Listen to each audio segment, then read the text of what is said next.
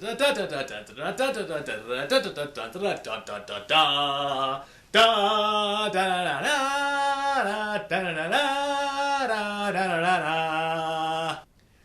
fellow test subjects. Greetings, young Padawans. Obi-Wan Jedi Kenobi test subject 1337 here for Aperture Gaming. They make it. We test it. And you play it. Alright, as you can tell from my outfit and from the cheesy intro music, today on Aperture Gaming we review Star Wars Battlefront. Yeah. Now I had played previous Battlefront Star Wars in the past, and it reminds me similar of also like some of the Battlefield games, which I did for the mass LAN parties. And I had a lot of fun doing this game. Now the game is it is not single player, but it does offer some single player training campaign stuff for you to figure out the controls of how the game works. You train as regular soldier. You train as for flying around, for riding the speed bikes. I like that because it lets you figure out how the game works. Also, while the game is installing on your system, well, for me personally, I got to run around as Darth Vader. You underestimate the power of the Force. So I like that. I like how while the game is loading, you aren't just sitting there waiting for it. It actually gives you a little bit of something to do to test out what the game's going to be like. Now, I rented this game for a little bit, and I didn't get the season pass because I don't have the game yet, so I'm just going to give you my first impressions on what I got from playing it for the rental period. Alright, so like I said, the game is not single player. This game is solely made to be multiplayer. It works online. Now, alright, so right off the bat I got to discuss some of the downsides. Since it's an online multiplayer game, and the only way you can play it is if you are a PlayStation. Since I'm a PS4 owner, you have to be a PlayStation Plus member, so you have to pay for a subscription to be able to play this thing online. So I don't like it, but I don't like it, but I understand it. I understand how some stuff, what the PlayStation Plus membership is. So I'm on the fence, I'd say. I understand it, but I don't have to like it. Fortunately for me, I had a 2-day free trial period of PlayStation Plus, so I actually got to enjoy this game. It was pretty awesome. So after I did some of the training stuff, I went online, and it's pretty cool because as you play rounds, you gain experience points to build up your character, and you earn credits, which you can use to buy better weapons. You can unlock different avatars for what you want your specific character to look like. Yes, they have a whole bunch of Jedi, so they have a bunch of Rebel characters, and they have Imperial characters. And as you keep ranking up, you unlock more and more stuff. It's pretty awesome. The game isn't just a constant battle, but it is Rebel versus Empire, but it isn't just a constant just the same battle. They have different options. They have like a somewhat of a capture the flag scenario. They have like one hero versus villains.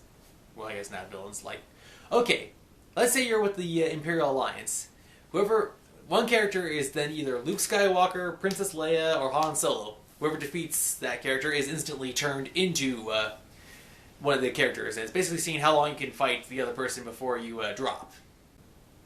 And it also isn't just ground engagements. There's like, sure, you can be on Hoth as a snow trooper or a rebel, or you can ride in one of the snow speeders or an ATST. Yeah, so I really like this game. It has a great variety of you can pilot different vehicles, and as you progress through the game, you can unlock, like I said, characters, and they like this like diorama display case where it's like the video game digital equivalent of collecting the little action figures to put into a diorama display case. I kind of like that. Yeah, you can also unlock. I was playing a game, and I swear I was fighting against. On my side, I had the Millennium Falcon, someone flying around that, and someone was piloting Slave 1.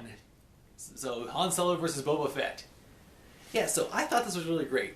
So let's see, they had sky battles, they had land and sky battles, they had capture the flag, they had capture the droids, general shootout. One versus everyone else. Team battles. It was really great. Now, while the game is good, there's a finite number of levels. And in fact, even if you're on a planet, it's in some place we probably haven't been before sometimes. Like on Tatooine, they have like a Jawa refuge, or they have like this down transport cruiser. Yeah, so that's great, but I was thinking, okay, why aren't we shooting this thing up at Mos Eisley? Also, I think there would have been a really great chance for there to be battles in Cloud City. So we do get some areas that we're familiar with, like we're familiar with a planet or a location, but we don't get everything. And seeing as how massive the Star Wars universe is, think of all the places we could go inside of a ship on some other planet. Like there's all the comic books, there's the regular books, there was the TV shows. I mean, look at all the CGI shows of Star Wars that have been made. So with the season pass, this could potentially be, we could get more weapons, more characters. I understand that, and I'm hoping we get more locations. And now I'm on the fence with this. If we do get more locations for DLC, I understand. On the one hand, people put time and effort into making the environments and the landscapes and all the stuff for us to run around and shoot at each other with. But on the other hand, I think it would be a little... I mean, okay, you paid full price for the game. You're paying for PlayStation Plus membership. And then you're paying for DLC content. So, yeah, so like I said, I understand people put time and effort into this, but I think I'd be a little... But I'm not sure how shocked I'd be if they start charging. And also what my level of disappointment would be. So, for the game to survive, it will rely heavily on the players, and it will rely really heavily on downloadable content for new outfits, weapons, and locations, along with vehicles and stuff. Now, I don't have the books with me anymore, but I remember they had these huge guides, like thesaurus books and stuff, to like all these vehicles, all these planets, all these creatures, all these characters.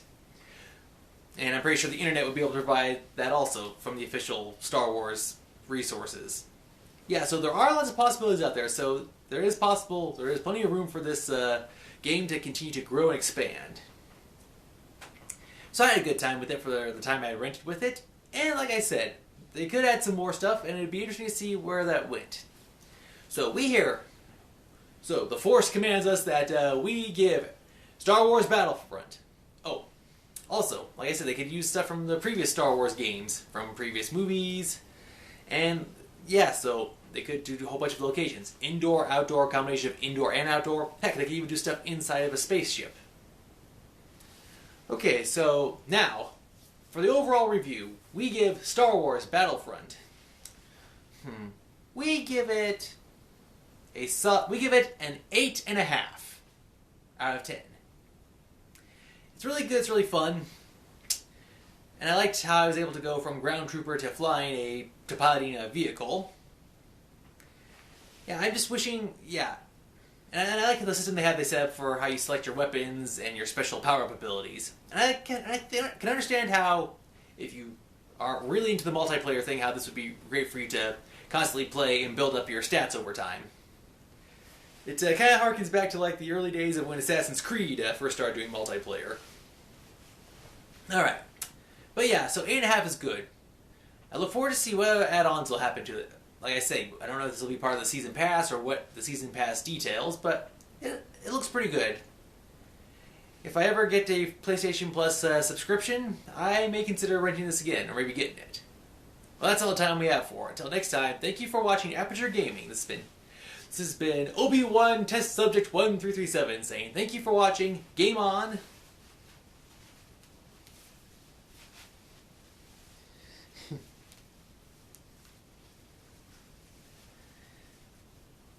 That took a lot longer than I thought.